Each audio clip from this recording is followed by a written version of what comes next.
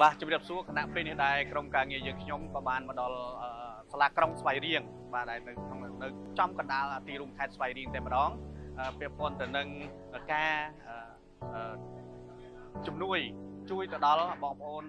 ជនភៀសសឹកក៏ដូចជាបងប្អូនកងទ័ពនៅជួរមុខដែលកំពុងតែចោះជើងការពារពីការឈ្លានពានរបស់ចៅសៀមបានឈ្លានពានមកលើទឹកដីនៃកម្ពុជាហើយនៅក្នុងគណៈពេលនេះក្រុមការងារយើងក៏បានចុះមកដល់ក្រុងស្វាយរៀងតែម្ដងដើម្បីផ្ដិតយកនៅរូបភាព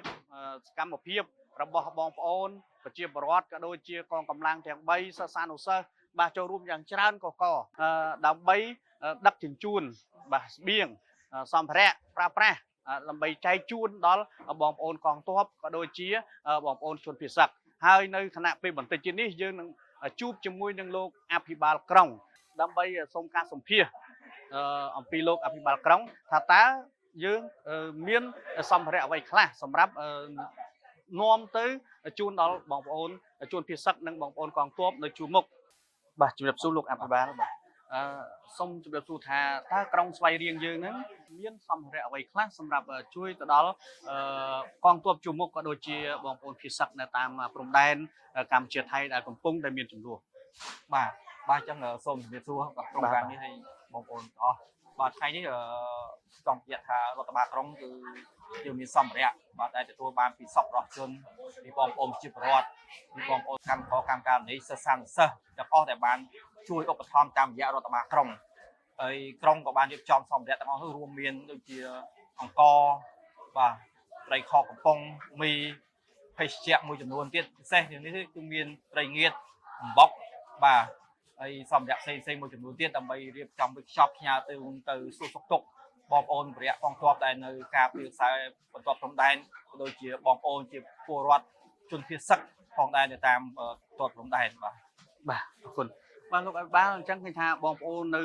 ក្នុងក្រុងស្វាយរៀងយើងក៏ដូចជាអាជីវករមន្ត្រីរាជការកងកម្លាំងទាំង3លោកតែងតែជួយបាទជួយសម្រាប់ក្រុងយើងសម្រាប់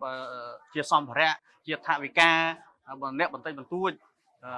ដើម្បីជួយទៅដល់បងប្អូនយើងដែលកងទ័ពឈរជើងនៅជួរមុខក៏ដូចជាបងប្អូនភៀសសឹកដែលលោកកំពុងតែត្រូវការស្បៀងដើម្បីជួយផ្គត់ផ្គង់ប្រចាំថ្ងៃបាទហើយគិតតាំងពីបើកមូលនិធិមកហ្នឹងឃើញថាតើបងប្អូនប្រជាពលរដ្ឋក៏ដូចជាអាជីវករមន្ត្រីរាជការនៅក្នុងក្រុងស្វាយរៀងយើងលោកជួយបានស័ក្តិសត្រាំដែរឬទេបាទអញ្ចឹងខ្ញុំសូមអរគុណបាទខ្ញុំសូមជម្រាបក្រុមការងារដែរចំពោះ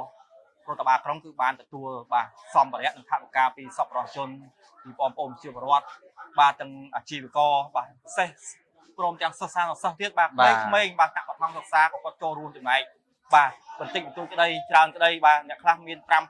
2000បាទមានមីមួយកេះទឹកសុទ្ធមួយកេះគាត់យកមកជួយដែរបាទអញ្ចឹងឃើញថាមានសម្ភារៈច្រើនមកដល់ពេលនេះរដ្ឋបាលក្រុងបានទទួលពីបងប្អូនបាទប្រជាពលរដ្ឋនៅក្នុងក្រុងគឺបានច្រើនហើយក្រុងនឹងរៀបចំសម្ភារៈទាំងអស់នេះដើម្បីជូនទៅឲ្យដល់ដៃកងទ័ពជួរមុខហើយនឹងជនភៀសសឹកដែលយើងកំពុងតែមានការជួបលំបាកបានប៉ុណ្នេះហើយក្នុងនាមរដ្ឋបាលក្រុងក៏សូមថ្លែងអំណរគុណបាទយ៉ាងជ្រាលជ្រៅបាទចំពោះបងប្អូនជាពលរដ្ឋអាជីវករបាទសិស្សានុសិស្សបាទពិសេសបងប្អូនកម្មការនេះទាំងអស់ដែលបានជួយឧបត្ថម្ភកន្លងទៅនេះបាទសូមជូនពរបាទពួកគាត់ឲ្យមានសុខសប្បាយអស់គ្នាពិសេសក្នុងនាមរដ្ឋបាលក្រុងក៏សូមជូនពរដល់បងប្អូនកងរៈកងទ័ពបាទនៅជួរមុខហើយនឹងជនភៀសសឹកនៅតាមបន្ទាត់ព្រំដែនក៏ជូនពរក្រុមពួកគាត់បាទមានសុខភាពបាទល្អហើយជៀសផុតគ្រោះចង្រៃផ្សេងឲ្យជួបតែនៅសុខសុវត្ថិភាពទាំងអស់គ្នាបាទសូមអរគុណទូបានជ័យជំនះបាទគ្រប់សមរភូមិបាទសូមអរគុណបាទលោកអភិបាល